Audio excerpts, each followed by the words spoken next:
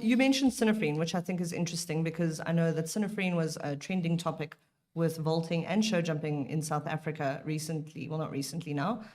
Shows I'm getting on, but that falls under atypical findings. Or Well, to start with, it was a banned substance. Okay. And when they banned it, it was, we suddenly had a whole lot of positives in the vaulting. Okay. It was In 2019. 2019, correct. Then all of a sudden we were finding it in show jumping, and it was appearing in the food. So we don't know what specifically does. It's a I think it's a cardiac stimulant. It does various things, but we didn't know where it was coming from. Testing the feeds, we were finding it in the feeds, and it is a product of citrus. Oh. So what do the farmers do before they sow their seeds is they put a herbicide down and they bind it with citrus oil to stay in the soil. My God. And obviously it goes into the soil and it's taken up by the plant. Okay. They had to raise the threshold levels. Okay. And the FEI won't disclose what those thresholds are, but they raised them. Okay. And it was particularly South Africa and Mexico that were the ones where it was found. That's interesting. And they did quite a lot of research on it. Okay. And to the extent that they found it in almost all feeds that have been produced in South Africa. And were other disciplines not affected, or were we not testing as stringently, I suppose? In 2019, I don't think we had any FEI I don't think we had a eventing. CDI. We had one more endurance. So there was another positive yes, in there endurance. was an Yeah. endurance. So endurance, show jumping, and vaulting. Yeah. So that fell under, at the time, an atypical finding? No. No. It fell under banned substance.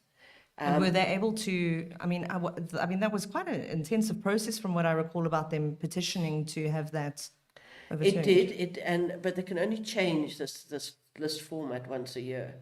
Okay. And there's a list group that decides on it. Okay. But with all the positives that had been had, that we had in all the tests, all our athletes were able to prove no fault and no negligence.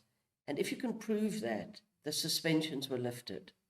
But with a banned substance, a horse automatically gets a 3-month suspension.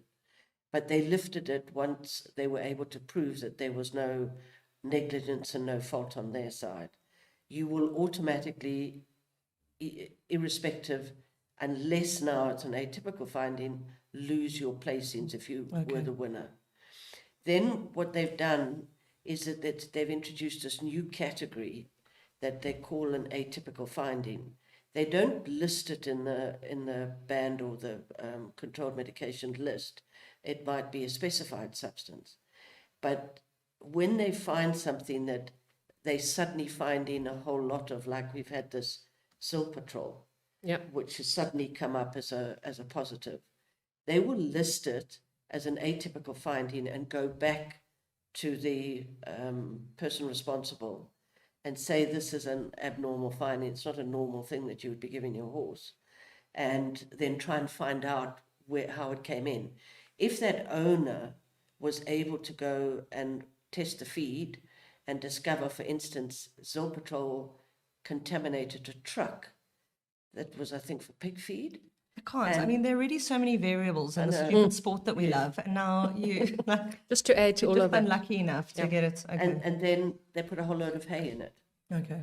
So if they were able to prove that, it would have been, the FEI would have removed any sanctions. So they would have withdrawn their case. Okay. And actually, they wouldn't be disqualified. Yes. Okay. That's the only time they wouldn't lose their placings and they wouldn't be. But that only came in 2020. Yes. So